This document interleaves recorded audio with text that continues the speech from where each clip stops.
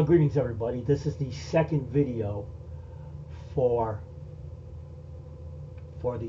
part 2 of the chapter 7 lecture notes. So it's video 2 for chapter 7 part 2. And it's again the work energy theorem. And we have here in this example here a 61 kilogram skier is on a horizontal patch of snow. His initial speed is 12 meters per second. And he coasts to a stop after traveling 184 meters. So coast to a stop means VF is 0, meaning final KF, KE final is 0. VF is equal to 0. Why? Coast to a stop. So if VF is 0, that means KEF is equal to 0. And we want to use the work energy theorem to find the coefficient of kinetic friction, UK, between the skis and the snow. Well, remember, when you see coefficient of kinetic friction, again, we don't want to overthink it. We're telling you, hey guys and gals, there is friction between the skis and the snow.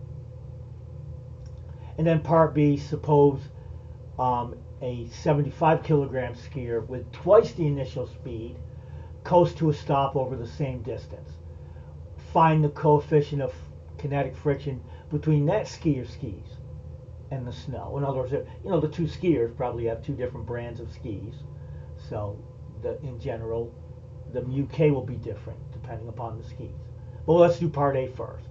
So we know the mass of the skier, we know VI is 12 meters per second, we know VF is 0, goes to a stop, we know X or D is 184 meters. Okay, well, now here it's useful to draw the forces acting on the skier. Here he is. He's got this VI of 12 meters per second. He's skiing. He goes traveling a distance of X. Eventually he's going to come to a stop. Well, right here, somewhere along that journey, here are these three forces acting on the skier.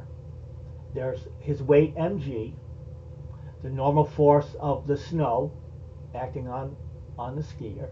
And remember, there's friction. Here's Fk. Remember, we've just said he's skiing in the positive x direction, meaning Fk will be in the negative x. Okay. Well, remember, we know a couple of things. The work done by Fk is always negative. And we know that Fk is always mu k Fn. Well, in this particular example, nothing complicated. Fn equals mg. So we have here Fk equals mu k Fn, which is equal to mu k mg. I also know that KEF is 0, and I know X is 184 meters. Now apply the work energy theorem. Well, the net work done is equal to minus KE initial. Well, why is that? Well, remember, the work energy theorem states it's right here. The work is the work is equal to the KE final minus KE initial. But remember, KE final is 0. Okay? So KE final is 0. So what I have is that right here, the work is just going to be minus KE initial. The net work is equal to minus KE initial, because in this particular problem, KE final is 0. So I have the net work done is equal to minus KE initial. Well, remember, perpendicular forces do no work. So the force that's doing the work is the friction force. Okay, the force doing the work is the friction force. Remember, the work done by friction is always negative. And it's simply force times distance. So it's a minus Fkx. Well, that's equal to minus KEI. Well, what is KEI? 1/2 mvi squared. So we have this line, then the next one, the net work done, so on the left, the net work is minus Fkx, force. Remember, the work done by friction is always negative. And then minus KE initial, minus 1/2 mvi squared. Well, the negatives cancel. Now, in the next step, left-hand side, what is Fk? We know it's mu k mg. So I have mu k mgx is equal to 1/2 mvi squared. Now, what am I looking for? I want the coefficient of kinetic friction. Algebraically, I need to solve this equation for mu k. Well, notice the m's cancel. And you get mu k is simply equal to vi squared divided by 2gx. Plug in your values. Vi was 12 meters per second. G is 9.80 meters per second squared. X was 184 meters. And you get 3.99 times 10 to the minus 2. Remember, coefficient of friction has no units. But again, you want to understand, why is the work net equal to minus KEI? Well, because KEF is 0.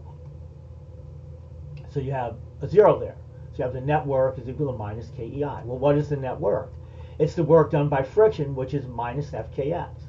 Simply, negative and then friction force times distance. So minus FKX. Well, what is minus KEI? Minus 1/2 mVI squared. Minus signs cancel. Then what is FK? Mu KMG. So you have, So you have mu k mgx equals 1/2 m vi squared. Someone sent me a text. I hate that. All right, sorry about that. So that's it. So so the masses cancel, which is interesting. So notice in part B, this has nothing to do with it. We don't need to reinvent the wheel. We know that the mass of the skier does not affect mu k because the mass cancels. So anyway, so you get mu k is equal to vi squared over 2gx. Now, let's look at part B.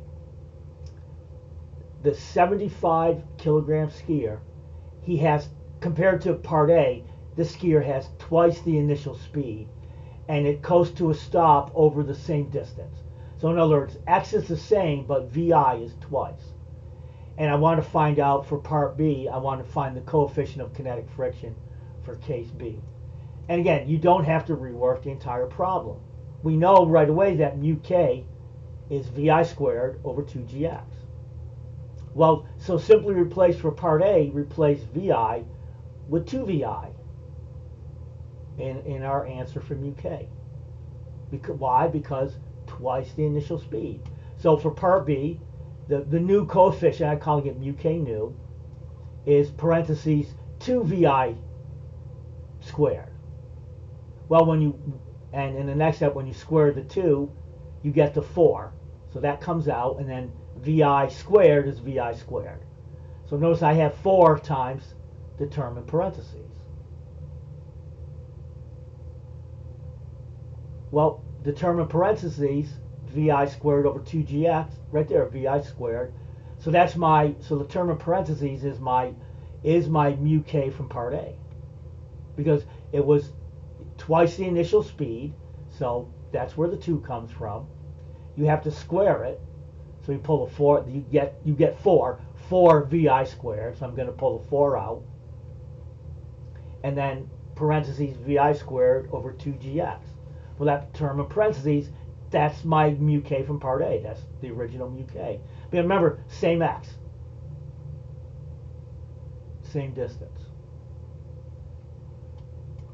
So it's 4 times mu k, or 4, and if you do 4 times the 3.99 times 10 to the minus 2, again, my default is 3 sig figs, you get 0.160. Now this works because in this particular case, the distance x was the same. So the term in parentheses was the original mu k. But that's again, you want to draw the forces only so you understand, all right, in this particular example, Fn equals mg. And we know that Fk equals mu k Fn. So Fk equals mu k mg. Why? Because that's the force, that's the only force that's doing the work is Fk, because perpendicular forces do no work. Fn and mg are perpendicular to the displacement vector x. And work done by friction is always negative, is minus Fkx. And then we know why it's minus KEI. And pretty straightforward. Let me go ahead and save this video.